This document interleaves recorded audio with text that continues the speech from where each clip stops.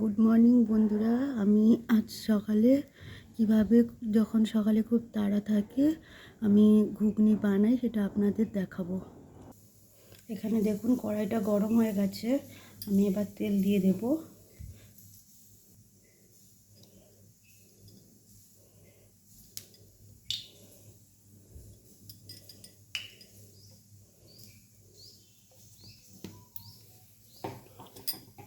এরপর আমি এখানে একটু জিরে ফোড়ন দেব। জিরেটা গন্ধ ছেড়ে আসবে, এরপর তেজপাতা আর টমেটো পেঁয়াজ কুচি দিয়ে দেব।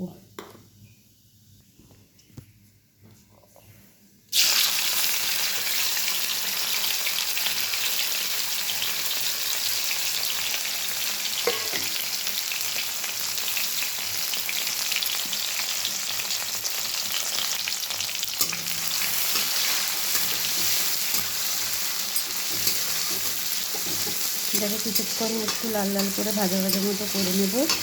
আর আমি আগে থেকে একটা পেস্ট বানিয়ে রেখেছি, আদা রসুন পেঁয়াজ, অল্প একটু টমেটো আর অল্প একটু জিরে দিয়ে, আর তার সাথে দিয়েছি দুটো এলাচ কুচি আর একটুখানি লবঙ্গ আর একটুখানি দারচিনি। আর আলু মটরটা আমি আগে থেকেই সিদ্ধ করে রেখেছি। এই রান্নাটাই আমি আপনাদের দেখাবো আলু কাটার কোনো ঝামেলা ছাড়াই কীভাবে আপনারা খুব তাড়াতাড়ি সকালে ঘুগনি রান্নাটা করবেন।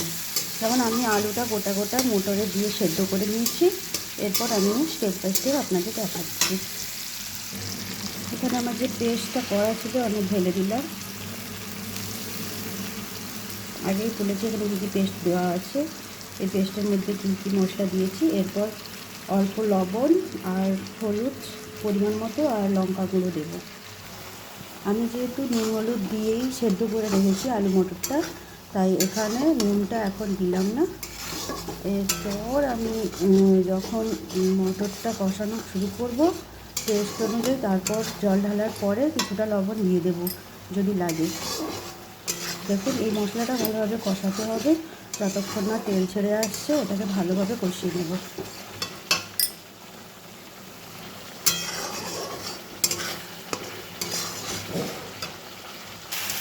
এই দেখুন বন্ধুরা, তেলটা অনেকটাই ছেড়ে এসছে।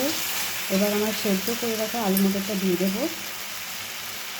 এখানে দেখুন আলু মটরটা সেদ্ধ করে নিয়েছি আগে থেকে। আলুগুলো এইভাবে বড় বড় সাইজেরই রেখেছি। যখন আমি তরকারিতে দেবো তখন আলুগুলোকে হালকা ছোট ছোট পিস করে দেবো। এটা আপনারা খুন্তির সাহায্যে করে নিতে পারবেন, আগে থেকে করার কোনো দরকারও হবে না। মশলাটাকে আমি আর সামান্য কষিয়ে নেব।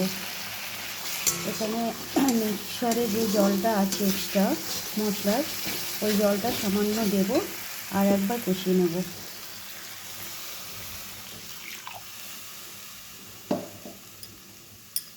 আর একবার ভালো করে কষিয়ে নেব, তারপর আলু মটরটা দেব। এই জলটা যখন ফুটে ঘন হয়ে আসবে তখন আমি আলু মটরটা দেবো। এই দেখুন এই জলটা অনেকটাই শুকিয়ে এসছে, আর কিছুক্ষণ ভালোভাবে কষিয়ে নেব যতক্ষণ না আবার পুনরায় তেল ছেড়ে আসে, ততক্ষণ আমি আরেকটু কষিয়ে নেব, তারপর আলু মটরটা দিয়ে দেবো। এখানে দেখুন আমি আলুগুলো পিস পিস করে নিয়েছি ছুরির সাহায্যে। এটা এতটাই নরম যে ছুরির সাহায্যে না করলেও হয়, আপনারা খুন্তি দিয়ে করে নিতে পারবেন। এমনিতে আমরা সচরাচর আলুগুলোকে আগে ছোট ছোট আকারে কেটে কিউব সাইজের কেটে ওটাকে আগে তেলে ভেজে নিই, কিন্তু যখন সকালে খুব তাড়া থাকে তখন এভাবে বানাবেন, দেখবেন এটা খেতেও খুব সুন্দর লাগবে।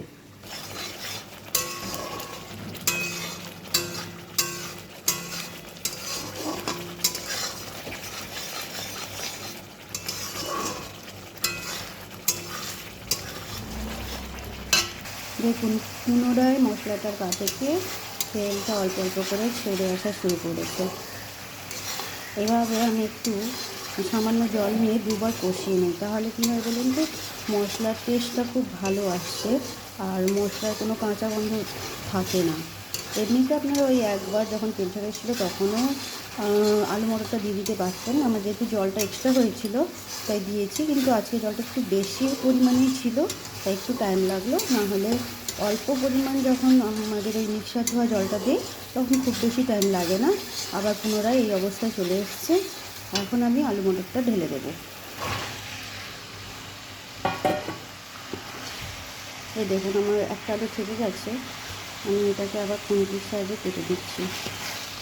আলুগুলো যেহেতু সেদ্ধই আছে তাই কোনো প্রবলেম হচ্ছে না। এখানে আরও একটা আলু থেকে গেছে দেখতে পাচ্ছি, এটাকে ছোটো সাইজ করে নেব।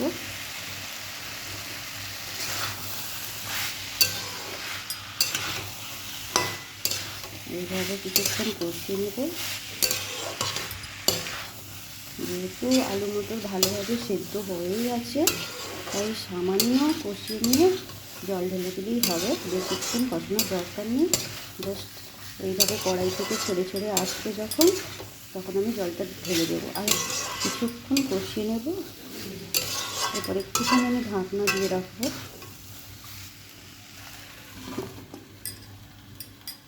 গ্যাসটা মিডিয়াম ফ্লেমে রাখছি। কিছুক্ষণ বাদে ওটাকে আমি জল ঢেলে দেবো। মাঝে আমি একবার ঢাকা খুলে ওটাকে ভালোভাবে দেখে নিয়েছি কতটা কুক হয়েছে।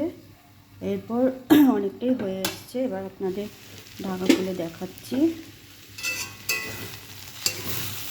এই যে নিচে লেগে লেগে যাচ্ছে, নিচটা ভাজা ভাজা হয়ে এসছে। এটা কিন্তু পুড়ে যাবে না, কিন্তু সামান্য ভাজা ভাজা হয়ে আসছে। এভাবে তখন বোঝা যাবে কষানোটা ঠিকভাবে হয়ে গেছে। এভাবে কিছুক্ষণ আমরা নাড়াচাড়া করে নেব ঘুগনিটাকে।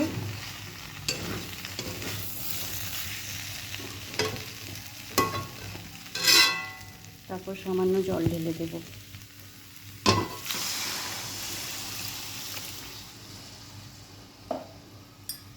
জলটা আপনাদের পরিমাণ মতো দেবেন।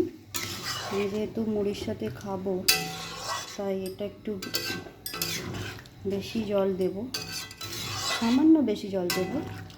এবার আপনারা যদি রুটি বা পরোটার সাথে খান তাহলে জলটা আন্দাজ মতো একটু কম দেবেন, কারণ এখানে কোনো কিছু আর সেদ্ধ হওয়ার মতো নেই। জাস্ট ঝোলটা মরে আসবে, তারপর আমরা একটু টেস্ট করে নেব লবণটা ঠিক আছে কি না, তারপর নামিয়ে নেব। এই অবস্থায় আমি আর ঢাকা দেব না, কারণ এটাকে ফুটতে দেব যাতে ঝোলটা সামান্য ফুটে ঠিকঠাক মতো হয়ে যায়। তারপর আমি টেস্ট করে নিয়ে নামিয়ে নেব। এটা 2-5 মিনিট মতো ফুটবে। যদিও ঝোলটা পুরোপুরি ফোটেনি, এখনও সামান্য বাকি আছে। আমি এর মাঝে একটু টেস্ট করে দেখলাম, অল্প একটু লবণ লাগবে, তাই একটু লবণ দিয়ে দিলাম। এবার আমি একটু স্বাদ অনুযায়ী অল্প একটু সামান্য চিনি দেব। এবার আপনারা অনেকে চিনি না দিতেও পারেন, আমি ওই লবণটাকে একটু ব্যালেন্স করার জন্য সামান্য একটু চিনি দিয়ে দিলাম। এতে আমার একটু ভালো লাগে খেতে, তাই আমি দিলাম। ঝোলটা অনেকটাই ফুটে এসছে। আর জাস্ট 2 মিনিট এটাকে ফুটিয়ে তারপর আমি অল্প একটু ম্যাগি মশলা দিয়ে নামিয়ে নেব। আপনারা এখানে চাইলে মিট মশলা বা সাই গরম মশলা ইউজ করতে পারেন। আমি যেহেতু পেস্ট করার সময় অল্প এলাচ, দারচিনি আর লবঙ্গ সামান্য দিয়েছিলাম। লবঙ্গটা খুবই সামান্য পরিমাণে, আমি সবসময় লবঙ্গটাকে অ্যাভয়েড করি, যদিও ওর স্মেলটা আমার অতটা ভালো লাগে না, তাও আমি দিয়েছিলাম যেহেতু আমার কাছে আজকে সাই গরম মশলা ছিল না। আর তারপর আমি ম্যাগি মশলা দিয়ে নামিয়ে নেব। এবার আমি ম্যাগি মশলা দিয়ে দিচ্ছি, যেহেতু স্মেলটা আমার ভালো লাগে আগেই বলেছি, তাই আমি অল্প ম্যাগি মশলা দিয়ে দেবো।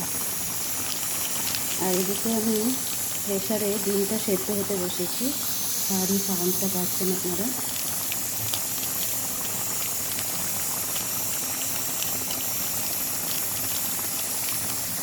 ব্যাস, আর কিছু লাগবে না। এবার দেখুন পুরোপুরি রেডি হয়ে গেছে, ঝোলটা অনেকটাই কমে এসছে। এবার নামিয়ে নেব। বাড়িতে যেহেতু অনেকেই থাকেন ধনেপাতা পছন্দ করেন না, তাই আমি একটু ঘুগনির সাথে ধনেপাতা খাওয়ার জন্য সামান্য ধনেপাতা কুচি করে নিয়েছি আর পেঁয়াজ আর লেবু নিয়ে নিয়েছি। এবার আমি খাওয়ার সময় ওটা দিয়ে দেবো। যেহেতু তরকারিতে অনেকেই পছন্দ করেন না, তাই আমি আর তরকারিতে দিইনি। আপনারা চাইলে ধনেপাতা কুচি তরকারিটা নামানোর আগে দিতে পারেন। এই দেখুন ঘুগনিটা এইভাবে দেখাচ্ছে। এখন আমি কড়াইটাকে নামিয়ে নিয়েছি ওভেন থেকে। এবার আমি আপনাদের সার্ভ করে দেখাবো। এই দেখুন আমার ঘুগনি রেডি হয়ে গেছে মুড়ি দিয়ে খাওয়ার জন্য। এখানে পেঁয়াজ লঙ্কা কুচি আর ধনেপাতা কুচি নিয়ে নিয়েছি। এটা আমি খাবো তাই আমি নিয়েছি ধনেপাতাটা। যারা যারা না খেতে চাইবে ওরা নেবে না। এখানে আমার মুড়ি নিয়ে নিয়েছি। এই যে দেখুন ঘুগনিটা এইভাবে দেখাচ্ছে, এভাবে একবার করে দেখবেন, খুব সুন্দর টেস্ট হয়।